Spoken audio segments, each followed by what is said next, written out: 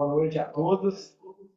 Iniciamos agora o webinar da Sociedade Mineira de Cardiologia com o tema Onde estamos no tratamento da insuficiência cardíaca?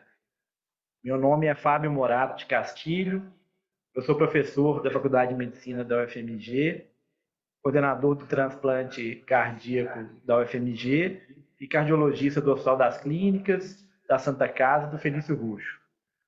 Gostaria de agradecer inicialmente a presença de todos os participantes e agradecer muito a disponibilidade dos 3 palestrantes da noite. Em torno de 20 minutos e, ao final das palestras, um tempo para perguntas e discussão. Durante as palestras, vocês já podem enviar as perguntas e elas serão debatidas no final. Então, gostaria de apresentar os palestrantes. Teremos hoje a honra de ouvir 3 pessoas com muita experiência nessa doença. A doutora Letícia Braga Ferreira, cardiologista titular da Sociedade Brasileira de Cardiologia, mestre pela UFMG, preceptora da residência de cardiologia do Hospital das Clínicas, coordenadora da residência médica em cardiologia da Rede Mater Dei de Saúde. E, para finalizar, a professora doutora Maria da Consolação Vieira Moreira, professora titular da UFMG, responsável técnica pelo transplante cardíaco do Felício Ruxo, membro da Câmara Técnica Nacional de Transplante Cardíaco do Sistema Nacional de Transplante do Ministério da Saúde. Então, vamos inverter a ordem das palestras.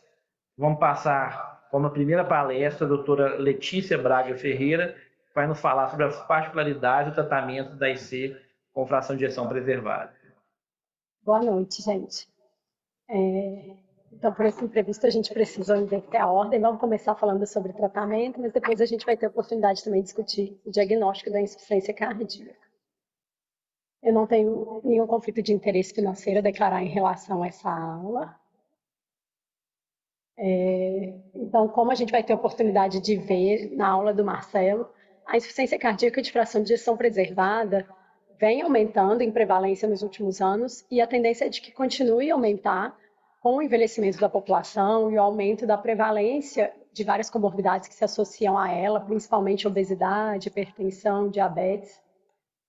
A gente vai ver que a insuficiência cardíaca de fração de ejeção preservada é uma doença de diagnóstico muito desafiador, já que a gente não tem um exame padrão ouro que vai confirmar esse diagnóstico, então vai depender, na maioria das vezes, de uma avaliação profunda e detalhada clínica e dos exames complementares e de imagem do paciente. E esse diagnóstico sempre vai englobar uma população muito heterogênea, o que tem sido sempre um grande desafio no tratamento, em encontrar, principalmente drogas que ajudem a mudar o prognóstico por se tratar de pacientes tão diferentes entre si.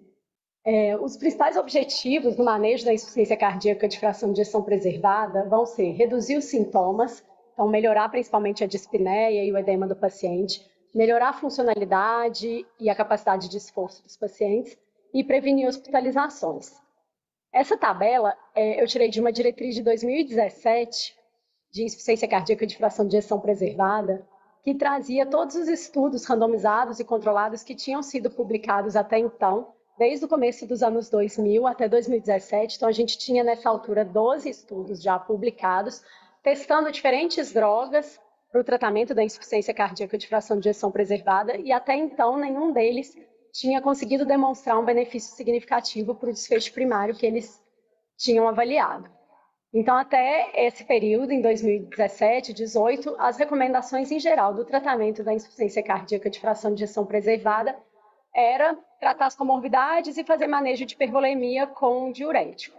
Mas isso vem mudando rapidamente nos últimos anos, especialmente de 2021 para cá, desde a publicação dos 2 grandes trials de inibidores de SGLT2 para o tratamento da ICFEP. E hoje as diretrizes principais internacionais trazem recomendações fortes, recomendando o uso principalmente dessa droga para o tratamento da ICFEP. Então, essa recomendação é da diretriz da Sociedade Europeia de Cardiologia, foi atualizada em 2023, e eles fazem a recomendação de usar um inibidor de SGLT2 para pacientes com ICFEP para reduzir o risco de hospitalização ou mortalidade cardíaca. Já a diretriz do American College, também publicada em 2023 e focada apenas no tratamento da ICFEP, também traz os inibidores de SGLT2 como primeira linha de tratamento para os pacientes, mas ela já traz outras recomendações em relação a outras classes de droga associadas à inibição do sistema renina-angiotensina. Então, eles recomendam também a associação de diuréticos de alça para aqueles pacientes que persistem com sintomas congestivos e o uso dos antagonistas de mineralocorticoide, dos inibidores da neprilisina e dos receptores de angiotensina e dos BRAs, com algumas considerações de subgrupos específicos, mas fazendo uma recomendação fraca para essas três classes, uma recomendação 2B, para considerar o uso dessas três classes em situações específicas. Então, o que eu proponho? A gente dá uma aprofundada justamente nos estudos que embasam essas recomendações em relação ao uso dessas principais classes de medicação no tratamento da ICFEP, para a gente compreender melhor o que está por trás dessas recomendações, já que essa diretriz colocou essas três classes no mesmo patamar de força de recomendação, e conhecendo melhor as evidências, a gente vai conseguir embasar melhor a nossa decisão e saber melhor quando e para quem aplicar cada uma dessas medicações na nossa prática clínica. Vamos começar pelo mais fácil, então, que é o mais recente. Então, eu preparei uma tabelinha trazendo o desenho de cada um dos estudos, dos principais estudos dessas medicações que estão sendo estudadas e recomendadas hoje para o tratamento da ICFEP. Não vou me ater aos detalhes aqui de desenho, mas já adianto que todos tiveram desenhos bem semelhantes. Então, os estudos todos incluíram pacientes adultos. Em geral, os critérios de inclusão foram fração de ejeção acima de 40% a 45%. Mas quando a gente olha a fração de ejeção média dos pacientes de fato incluídos, todos os estudos eram acima de 50%, o que condiz com a nossa definição atual de insuficiência cardíaca de fração de ejeção preservada. A maioria deles teve segmento de 2 a 3 anos e mediu como desfechos principais desfechos combinados, que na maioria das vezes incluíam morte e internação por IC. Então, aqui um resumo do desenho do Emperor Preserved, que foi publicado em 2021 e avaliou a empaglifosina comparada com placebo no tratamento da ICFEP. No ano seguinte, foi publicado o Deliver, que também testou outra medicação da mesma classe, a dapaglifosina, e eles mediram desfechos semelhantes, que eram combinados de morte cardiovascular com internação por IC. Aqui a gente tem as tabelas de desfechos dos dois estudos, e a gente vê que ambos mostraram redução significativa do desfecho primário combinado de internação e morte cardiovascular, mas às custas do componente de hospitalização por insuficiência cardíaca. Nenhum deles demonstrou uma redução significativa de morte cardiovascular isoladamente. No mesmo ano, em 2022, foi publicada no Lancet essa meta-análise que agrupou os resultados desses dois estudos e confirmou essa redução no desfecho combinado de morte cardiovascular ou insuficiência cardíaca e um impacto importante na redução de internação por insuficiência cardíaca com um NNT de 34.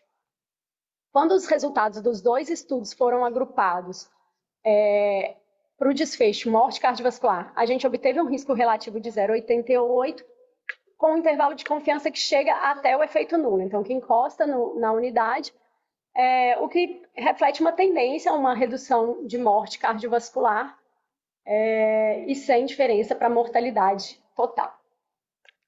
Em relação às outras medicações, os antagonistas do mineralocorticoides, o principal estudo que a gente tem deles é o TOPCAT, que foi publicado em 2014.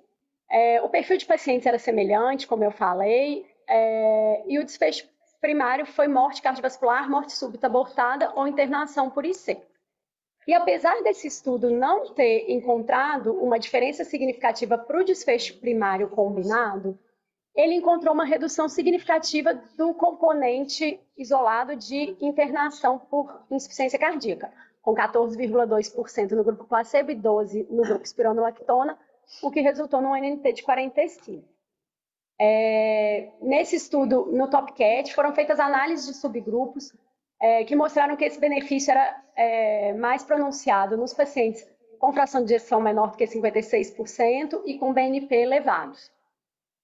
Em relação aos BRA, esse foi o principal estudo, foi o Charm Preserved, publicado em 2003, que testou candesartan comparado com placebo na ICFEP, também mediu morte ou internação por IC, e a gente vê nessa tabela dos principais resultados que os autores não encontraram diferença significativa para nenhum dos desfechos analisados na análise não ajustada. A gente observa aqui que todos os intervalos de confiança cruzam a unidade, tanto para o desfecho primário, que era morte cardiovascular ou internação por IC, quanto para os seus componentes, quanto para outros desfechos combinados analisados secundariamente, em que eles incluíram infarto, AVC ou revascularização.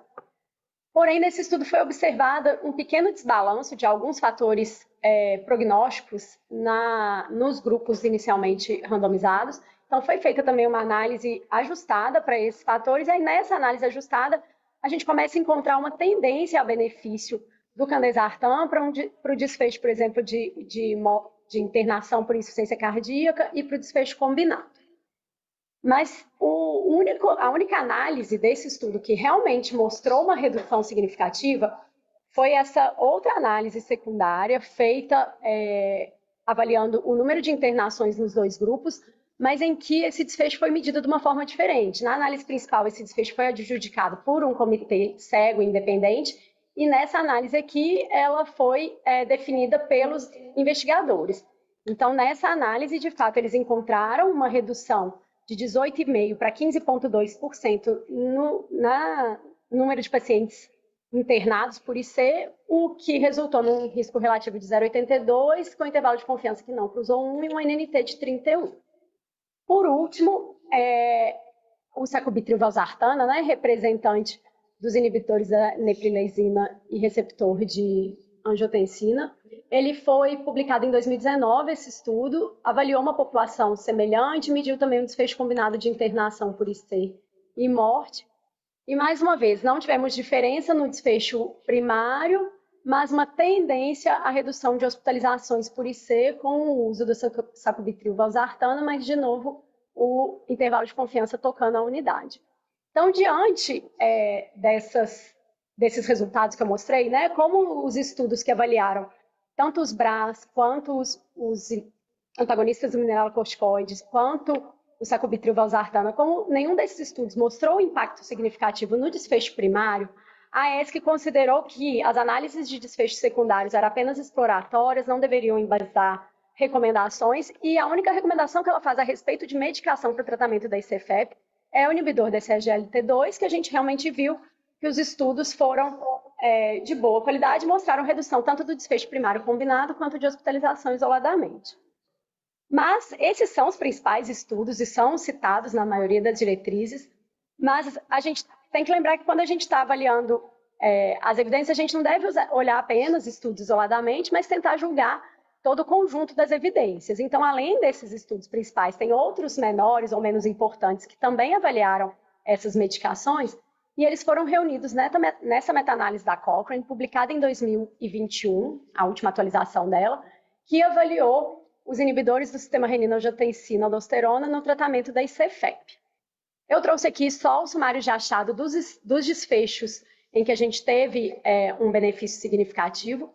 Primeiro, então, para os antagonistas de mineralocorticoide, eles encontraram 3 estudos randomizados e controlados, e os resultados agrupados desses estudos mostraram uma redução significativa de internação por IC, apesar do intervalo de confiança chegar perto do efeito nulo, o que levou a eles reduzirem o nível de qualidade da evidência, que foi considerado moderado, resultando num NNT de 41 para a hospitalização por IC. Em relação aos BRAs, também nós temos 3 RCTs, então mais 2 além do CHARM, Preserved. E quando os resultados são agrupados, não observamos uma redução significativa de internação. A gente vê que o intervalo de confiança continua cruzando o efeito nulo e a confiança nesse resultado foi considerada alta. E, por último, em relação aos inibidores da neprilisina e receptor da angiotensina, nós temos resultados de 2 estudos que, quando agrupados, mostram uma tendência à redução de internações por IC, mas também com intervalo de confiança que inclui o efeito nulo. E por essa imprecisão, também esse desfecho, a qualidade desse desfecho foi downgraded em 1 ponto, considerada como moderada pela Cochrane.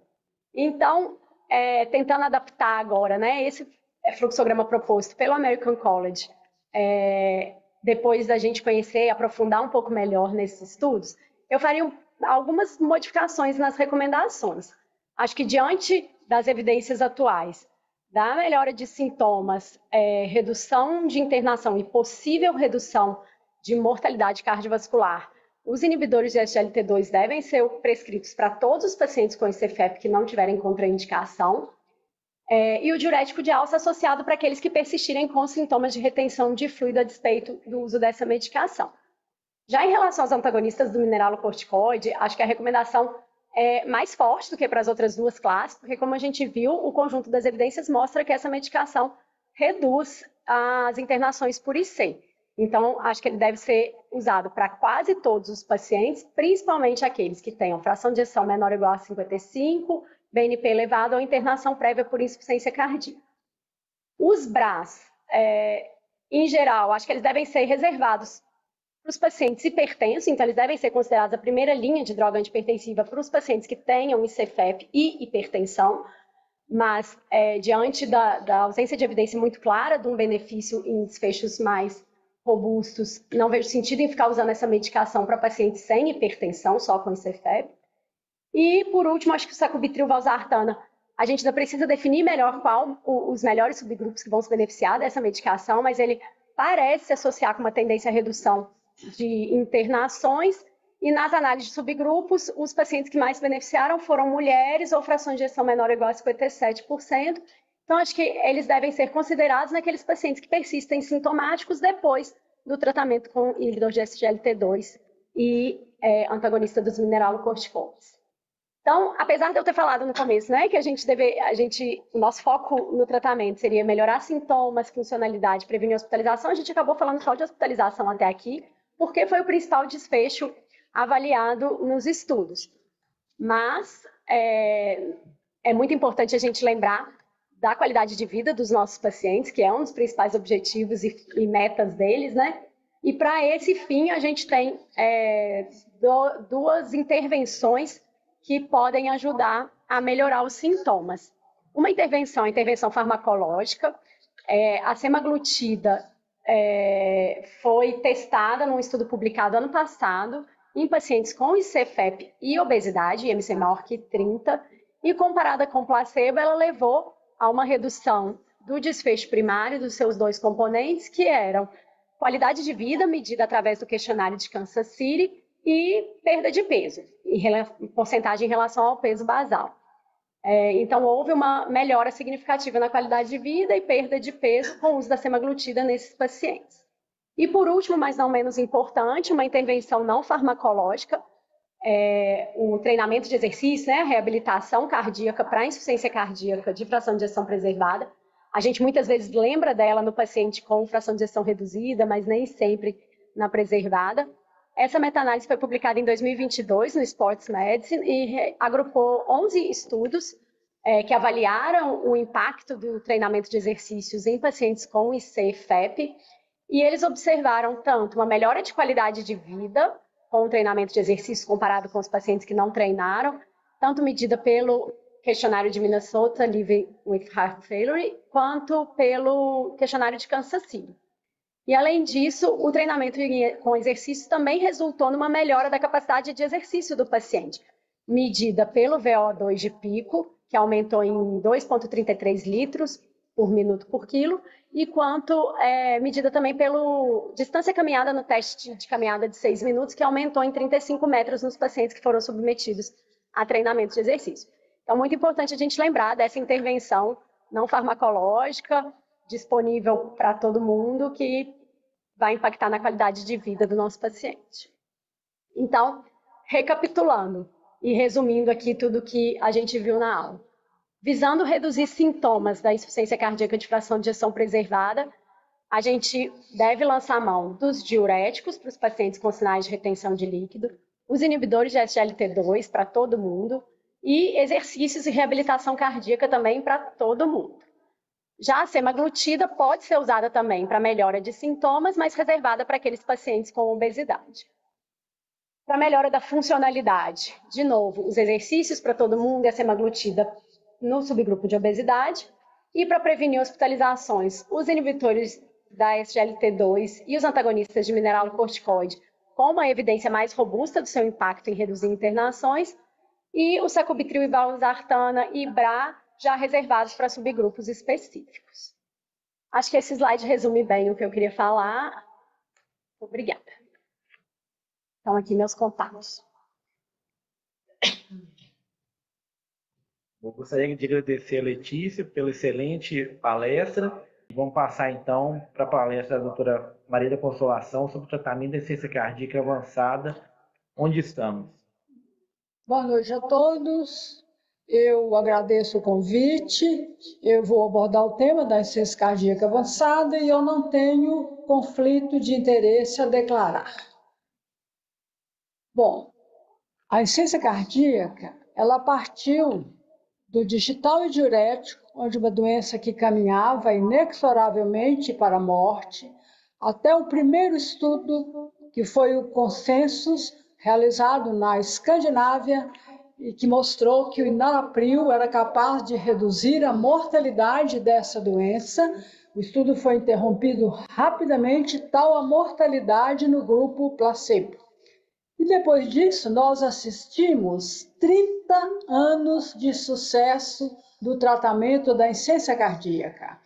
Seguiram os estudos de beta-bloqueador, que foi a grande revolução no tratamento dessa doença, antagonista dos minerais corticoide, o RAILs, mais recentemente o Paradigm, que foi o sacubitril valsartana, e ainda mais recentemente os inibidores de SGLT2, que parecem ser drogas muito importantes, e os novos inotrópicos, Galact, o estudo Vitória, que usaram o vericiguat, outro inotrópico, que não trouxeram até o momento grandes contribuições.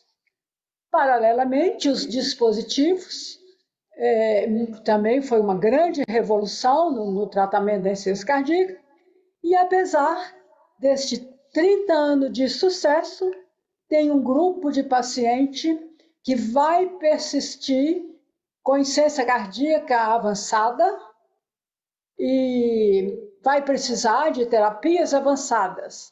E eu gostaria de chamar a atenção que o conceito de insuficiência cardíaca avançada e os critérios podem ser aplicados a pacientes independente do valor da fração de ejeção e da classe funcional. Pacientes com insuficiência cardíaca na classe 2 pode preencher critérios para insuficiência cardíaca avançada, e chamo ainda mais atenção para os grupos específicos que podem evoluir com insuficiência cardíaca avançada: cardiomiopatia hipertrófica, síndromes genéticas, cardiopatia restritiva, displasia ritmogênica, não compactação, disfunção isolada do VD e miocardite. Então, a insuficiência cardíaca é uma doença de alta mortalidade, muito pior do que doença coronária, já com eventos prévios, múltiplo fator de risco, tem uma mortalidade de 7% ao ano. A insuficiência cardíaca estável, se é que tem alguém estável com insuficiência cardíaca, tem uma mortalidade de 10% em um ano, se ela piora, 40%, e se ela é avançada, a mortalidade chega a 80% em um ano, e lembrando que, infelizmente, 10% dos sobreviventes da insuficiência cardíaca em 5 anos vão evoluir para a insuficiência cardíaca avançada. Como que nós vamos identificar os pacientes com insuficiência cardíaca avançada? Existem critérios, só aqui estão representados mais de 20 critérios, que seja, paciente que precisou de inotrópico, que tem uma fração de ejeção menor que 20%, disfunção grave do VD, hipertensão pulmonar, regurgitação mitral grave, hospitalizou pelo menos uma vez no último ano, muito sintomático, perfil, transtorno dos biomarcadores, grandes doses, altas doses de diuréticos, não estão tolerando, está reduzindo as drogas fundamentais devido à hipotensão, piora da função renal, fibrilação atrial, taquicardia ventricular, disparos do CDI, falta de resposta à ressincronização, caquexia cardíaca, perda de peso e aqueles que também preenchem os critérios dos scores de alto risco. E esse slide, ele mostra para a gente que daqueles mais de 20 critérios, paciente que tiver pelo menos 6 dele, ele tem uma mortalidade de 60% em um ano, e aqueles pacientes que tiver 7 está conseguindo, está aceitando. Nós acabamos compartilhação seu talento de 80% em um ano. Doença de alta mortalidade. Então, pacientes com insuficiência cardíaca avançada podem precisar de terapias avançadas. E o nosso primeiro passo é verificar se o tratamento clínico está otimizado, ou pode ser que ele não tolere esse tratamento, se a indicação de ressincronização, de CDI, precisa de diurético venoso, inotrópicos venoso, vai precisar de uma cirurgia cardíaca de alto risco, ou se ele é um candidato ao transplante, ou suporte circulatório mecânico, que no nosso meio ainda é uma grande limitação pelo custo, ou se ele não preenche critério para nada disso, e ele vai cair nos cuidados paliativos. Então, nosso primeiro passo é verificar se esses pacientes estão usando as 4 drogas fundamentais do tratamento da insuficiência cardíaca, se as doses estão otimizadas e se eles toleram, porque pode ser que não toleram. Se ele está com dispositivo ou precisa de dispositivo, se está respondendo, se está muito taquicárdico, precisa de ivabradina. E se apesar de tudo isso ele continua sintomático, o paciente precisa ser avaliado para um transplante de coração ou implante de dispositivo de assistência ventricular, que vou repetir, é uma grande dificuldade no nosso meio. As outras alternativas, como já disse, os novos inotrópicos trouxeram pequenas contribuições, entre eles o vericiguat, que reduz em 10% a mortalidade e hospitalização em pacientes de altíssimo risco, os inotrópicos, diuréticos venosos, mutafitação e principalmente os idosos vão precisar de cuidados paliativos. Bom, reforçando que apesar de tanto sucesso no tratamento dessa doença, o que nós aprendemos ao longo desses 30 anos é que parece que a terapia otimizada ela não é efetiva nesse grupo de paciente com insuficiência cardíaca avançada. Aliás, a definição, se ele responde, ele não é avançado. Esse é um estudo publicado no JAMA em 2022, avaliou mais de 300 pacientes, especificamente com insuficiência cardíaca avançada. E já no Run-In, 18% não toleraram a droga. O que você vai fazer comigo? Vai me parar? Ah, mas eu estou sem slide. 18% não toleraram a droga, 29% foram saíram da medicação porque também não toleraram, e quando se analisou os desfechos primários, que eram os peptídeos natriuréticos, desfecho secundário, morte e hospitalização, não teve qualquer efeito nessa coorte de pacientes. Então, esse é o curso clínico da insuficiência cardíaca.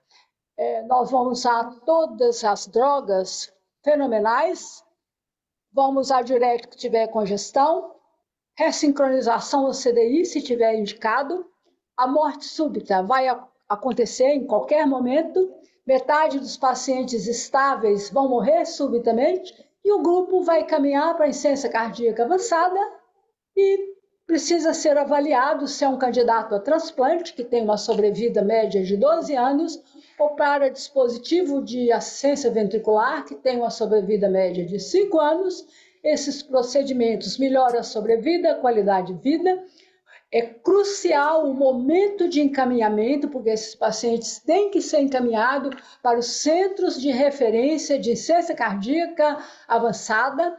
Esse centro vai avaliar as indicações, as contraindicações desse procedimento, O manejo é complexo e abrangente e vai ter um grupo de paciente que vai ter contraindicação para tudo e pode caminhar para os cuidados paliativos.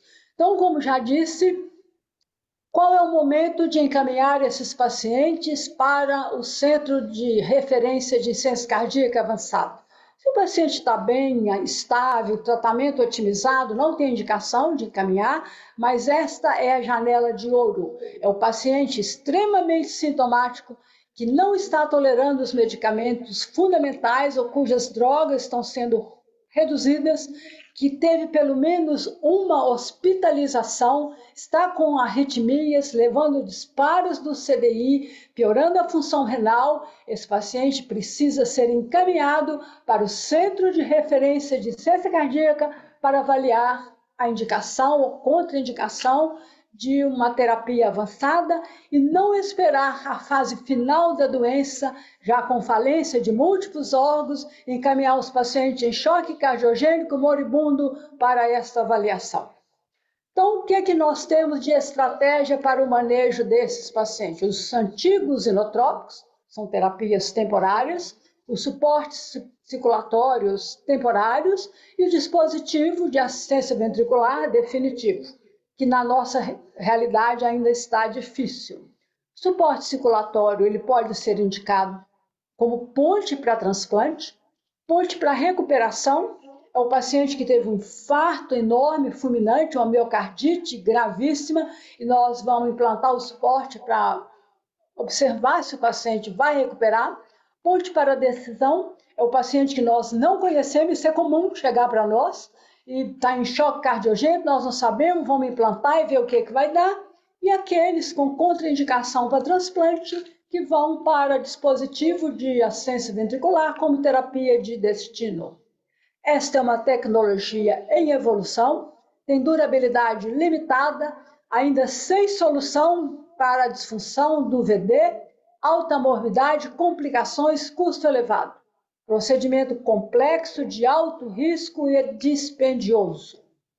Mas todas as principais diretrizes internacionais indicam o suporte circulatório de forma temporária ou de forma permanente. Aqui a diretriz europeia faz todas as indicações, incluindo o transplante, para pacientes com insuficiência cardíaca avançada.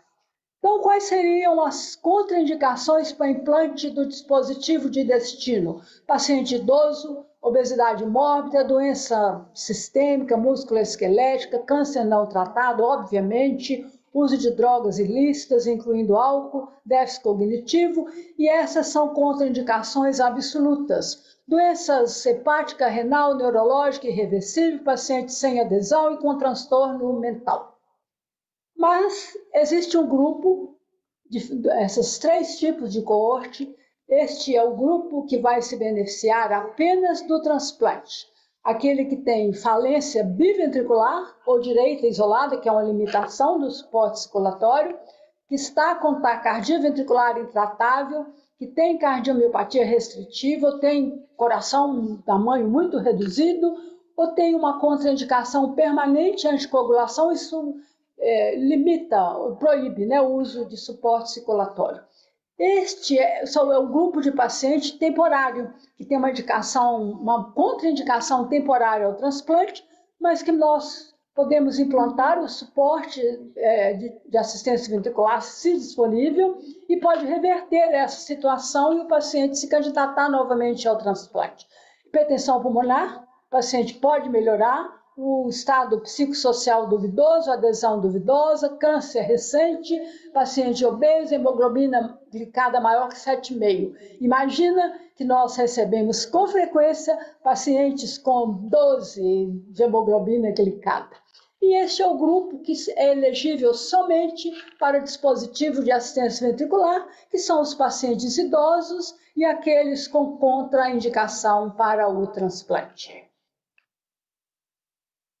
Então, veja bem, o dispositivo de assistência ventricular mais utilizado e com melhor resultado na atualidade é o HeartMate 3, e veja que a sobrevida dele em 2 anos é de 79%, e mais comparável do transplante em 2 anos. Então, sumarizando, o transplante, é claro, é o tratamento estabelecido, mas a escassez de órgãos e o aumento da população de pacientes com insuficiência cardíaca, considerando que a sobrevida dos pacientes com DAV e as limitações melhoraram, as grandes limitações em infecção, sangramento, eventos tromboembólicos, nós ainda não sabemos qual é a melhor terapia anticoagulante, se os NOACs vão desempenhar um papel, ou seja, nós ainda precisamos de mais dados. Sendo assim, o transplante é o tratamento padrão da insuficiência cardíaca avançada, mas tem as suas limitações. Escassez de órgãos, complicações da imunossupressão, seleção dos receptores afeta os resultados. É um procedimento complexo, de alto risco e dispendioso. Mas, sorte nossa, no Brasil, mais de 90% dos procedimentos são feitos pelo SUS. Também, todas as diretrizes de ciência cardíaca, nacionais e internacionais, recomendam a avaliação para o procedimento de transplante cardíaco para os pacientes com insuficiência cardíaca avançada refratária. Quais são as nossas indicações comuns? Nós indicamos cardiomiopatia isquêmica e não isquêmica. Esse é o nosso dia a dia. As incomuns são angina, paciente com angina refratária, que não é passível à revascularização, taquicardia ventricular refratária, insuficiência cardíaca direita isolada, cardiopatia congênita complexa. E este é o grupo da população bem especial. Cardiopatia restritiva, hipertrófica, displasia arritmogênica, não compactação, os vítimas de radioterapia e quimioterapia para tratamento de câncer, amiloidose TTR, periparto e doença de Chagas, que é comum na América Latina. Então, é um equívoco quando se imagina que insuficiência cardíaca avançada e transplante é paciente com fração de ejeção reduzida. Então, qual que é o nosso cenário, nosso sonho, o cenário ideal para o transplante? É um paciente estável, com cardiomiopatia dilatada, jovem, sem comorbidades, sem cirurgia prévia. O que é a nossa realidade? Procedimento de urgência, cardiopatia isquêmica congênita, que é uma grande população agora dos congênitos que sobreviveram na infância, insuficiência cardíaca avançada, várias comorbidades, cirurgia cardíaca prévia, aquelas etiologias incomuns e a doença de Chagas. Então, a avaliação desse paciente é uma avaliação extensa, que nós vamos avaliar toda a situação de saúde e doença desse paciente, que começa desde uma história clínica, exame físico detalhado, toda a sorologia, o painel de anticorpos, todos os exames de imagem, cateterismo direito e esquerdo, e a ergospirometria nós fazemos para os pacientes ambulatoriais, que nós estamos em dúvida se tem ou não tem indicação do transplante. Quais seriam, então, as contraindicações? Nós temos 2 contraindicações absolutas. É claro, uma doença sistêmica com expectativa de vida menor que 2 anos, hipertensão pulmonar fixa. Nós temos considerado resistência vascular pulmonar maior que 6, depois de todas as provas de reatividade e tratamento otimizado. Todas essas contraindicações são relativas. Idade mais que 72 anos, infecção, diabetes com lesão de órgão-alvo, doença arterial, renal, hepática, neurológica, obesidade, doença mental, falta de adesão, abuso de drogas ilícitas, tabagismo nos últimos 6 meses, condições sociais desfavoráveis, que estão muito discutidas lá na Europa, nos Estados Unidos, eles são muito preocupados com isso. Então, os pacientes devem ser considerados para transplante idade menor que 70 anos. Na verdade, quem escreveu isso foi Maria da Consolação em 1999 e continua. Na Alemanha, por exemplo, é 65, nos Estados Unidos 72 e depende. Então, o que é o problema do paciente idoso? São as comorbidades. Se ele for bem selecionado, ele pode ser transplantado. Veja aqui esse gráfico de idade. Quando nós olhamos a idade de 60 e 70 e comparamos aqui com os mais jovens, a sobrevida em 1 e 5 anos é praticamente a mesma. 60 e 70 é igual, mas depois de 5 anos, essa curva se abre e a mortalidade no paciente de 70, a sobrevida é menor, no de 60 também, óbvio, porque eles ficaram mais idosos e agora eles vão ter mais doenças e mais comorbidades. A hipertensão pulmonar precisa ser muito bem avaliada, ela é inclusive um fator prognóstico. Os pacientes que tiverem uma pressão sistólica igual ou maior que 50 precisam ser submetidos a provas de reatividade. Aqueles casos mais duvidosos, repetir esse exame cada 3 a 6 meses. A insuficiência renal tem que ser bem avaliada e um clearance menor que 30 é uma contraindicação para transplante isolado. Aqueles centros que fazem transplante combinado podem fazer este procedimento. Câncer, antigamente nós falávamos 5 anos de câncer. Não, depende do câncer, depende do prognóstico e nós vamos ter que discutir isso e acompanhar junto com o oncologista. E as comorbidades? Elas são um problema. Veja a sobrevida dos pacientes sem comorbidades. Veja que o cigarro sozinho, ele impacta negativamente na sobrevida e veja aqueles pacientes com várias comorbidades, como cai a sobrevida no pós-transplante. E o tal do perfil social desfavorável, que é um problema que nós encontramos com muita frequência aqui no Brasil. Nós fizemos essa pergunta e analisamos no Hospital das Clínicas mais de 300 pacientes que foram submetidos ao transplante de 2006 a 2018, publicamos no Clinical Transplantation. E o que nós observamos? Eu estou lendo difícil daqui, mas mais de 44% eles tinham menos que 8 anos de escolaridade,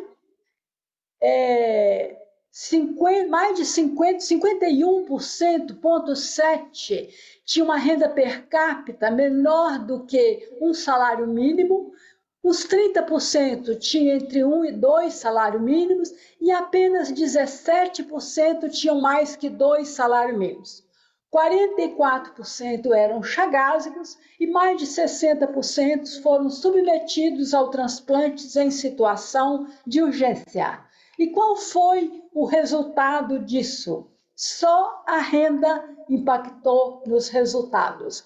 Essa é a curva dos pacientes que tinham uma renda per capita maior do que 2 salários mínimos. Veja, em 1 ano, 5 anos e 10 anos, a sobrevida é excelente. Aqui no meio, os que ganhavam uma renda per capita entre 1 e 2, também sobrevida muito boa, até 10 anos. E os que tinham uma renda menor do que um salário mínimo impactou negativamente, principalmente a partir de 2 anos e meio para frente, impactou a sobrevida. Essa é a curva de sobrevida global dos pacientes com transplante, variou de acordo com a DECT.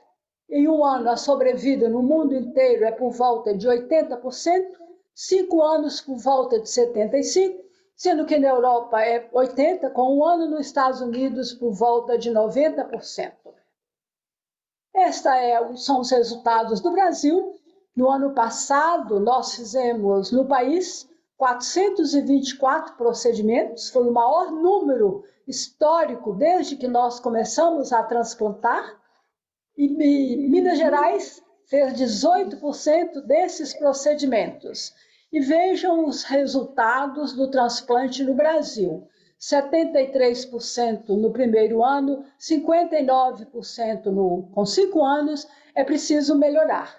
E que chama atenção, das 76 equipes credenciadas, apenas 43% enviaram os resultados. Então, já que nós estamos falando disso, e os resultados do seu centro? Nós analisamos anualmente os nossos resultados. Esses são os dados lá no Ministério da Saúde. O ano passado nós fizemos 23 procedimentos com uma sobrevida de 95,65%, que é superior aos resultados da Europa e dos Estados Unidos.